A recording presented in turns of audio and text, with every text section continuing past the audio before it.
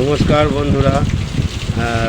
এখন খুব গরম পড়েছে, তা আমাদের যেরকম কষ্ট হচ্ছে তেমনি পশু পাখিদেরও কষ্ট হয়।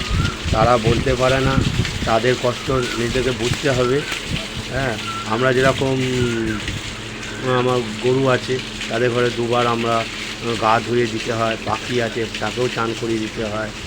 ভালোবাসা দিলে ভালোবাসা পাওয়া যায়। আপনি যদি অন্যর ভালো করেন, আপনারও ভগবান ভালো করবে। আমরা চেষ্টা করি যতটা যত্ন সহকারে রাখা যায়, তাদের কষ্ট যাতে না হয়, ঠিক টাইমে খেতে দিতে পারি। হ্যাঁ, চেষ্টা করে যাচ্ছি যাতে তারা কষ্ট না পায়। যদি আমার ভিডিও ভালো লাগে, আপনাকে আমার এই চ্যানেলটাকে লাইক করুন, সাবস্ক্রাইব করে দিন।